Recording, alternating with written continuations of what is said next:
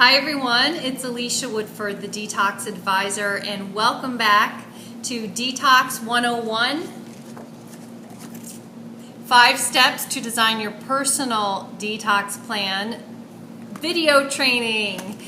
And we are on step number 3, so if you're just picking this up, please go back to my intro to detox and you'll see the part 1 in leading up to step number 3.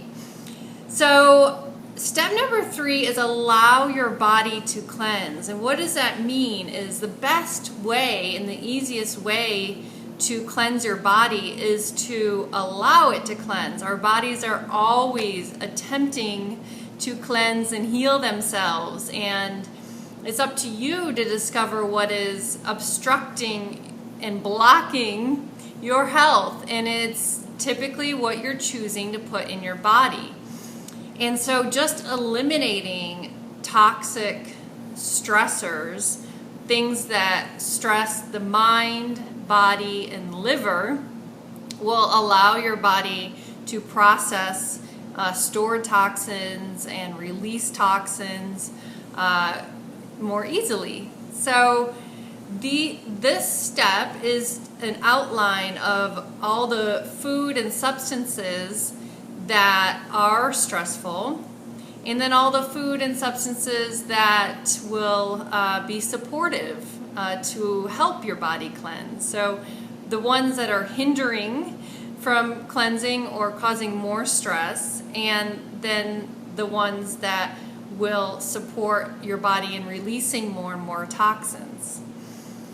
So it's basically moving from very addictive, unnatural substances to real, whole foods. And it's that simple.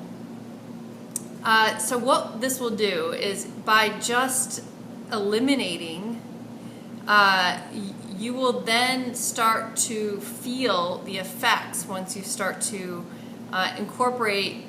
And if you choose to incorporate those things again into your diet, you will start to feel the effects of them. So, for instance, I've had clients who they said, there's no way I can go without bread and pasta. There was a woman, her husband is from Italy, and so he's never not had bread or pasta in his life. And so he loved her so much, he committed to 2 weeks following these guidelines, and they didn't eat any gluten, any grains. I think they had a little bit of rice, quinoa. So for the first time in his life, he didn't have pasta or bread. After the 2 weeks, they made some pasta and sat down and ate, and he felt the effects of it where it didn't feel good. And he's like, can we have that other food that we've been eating? Because that feels so good. So your body will communicate what's good for you. And what is good for you is different from what's good for other people. And that's why a detox program or plan is not a one-size-fits-all. And that's why this book is for you to discover what you specifically need, what your biggest cause of stress is. And food-wise, it's typically what you can't imagine going without. It's probably your number one addiction or comfort. And that may be the cause of what you don't want. So it's your own experiment. Try 2 weeks and eliminate whatever you're ready for. Some people dive in and they just cut everything out, and it may be a little difficult the first day, but then they feel amazing.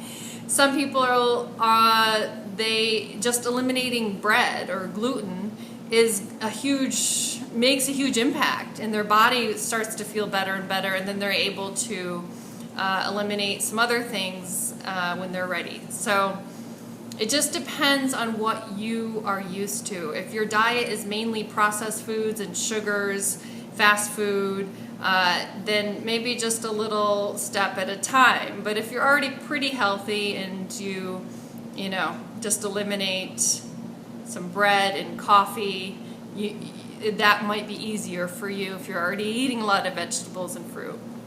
So these guidelines also are important to follow before you attempt a fast, a water fast or a juice feast, because any type of fast is going to be a fast detox, and so that's the extreme. Your body will start like releasing toxins very fast because you're not digesting food.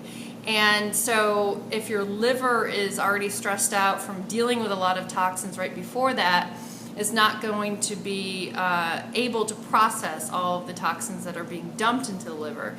So that's why it's important to support your liver, love your liver, with liver-loving foods, and to eliminate the things that are stressing it. And so all of the things on the avoid list are stressing the liver, and also maybe too acidic and creating mucus, so mucus-forming foods like dairy and gluten and sugar. So, so this is up to you. Whatever you are ready to give up, and just see how things start to feel, and really listen to your body, how it feels to you after you eliminate it, and then you incorporate it. You will feel finally what the effects are in your body, and then you can choose better. You know what? I don't feel good when I eat this. Maybe I shouldn't eat this anymore, or maybe I don't need to eat this. And ideally, you want to get to the place where you're not restricting yourself. You are choosing because you love how you feel when you eat this, and you don't like how you feel when you eat that. And so you're not really restricting yourself. You are choosing what feels good to you, and you listen to your own body. So this is also going to help you listen to your intuition. You'll start to feel more. You'll feel repressed emotions that you've been numbing with some of these substances and addictive foods. And so then you will be able to feel your guidance system, what your body needs and what you need in your life, what may be causing you stress that you've been numbing. So this is the way to feel your own intuition and what you need to do, and your body will naturally heal itself. And so you can start with 2 weeks, you can start with a month. It's up to you what you want to commit to. And then you can follow these guidelines for the rest of your life if you want. It depends on what works for you. Some people don't work well with grains, and some people do. If you have sugar cravings and you have a yeast overgrowth, I specialize in helping people heal with systemic candida and candida conditions. So these guidelines will be altered if you do have that. You can go to the detoxadvisor.com. In my blog section, there's a candida questionnaire. If you're not sure, you can take that to see, because you'll want to avoid sugars and fruits and starches and some other vegetables that feed the yeast. So everyone's different. What works for you may not work for someone else, and that's why it's important to listen to your body.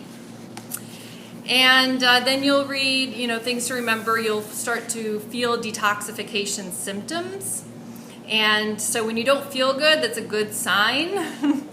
So you're not sick, you're detoxing. And just embrace those feelings, because you know your body is working to get rid of what's been causing stress and blocking your health. And you'll reach a higher state of health when you're as you go along, higher and higher and higher. So enjoy your own personal experiment, and I will see you in the next video.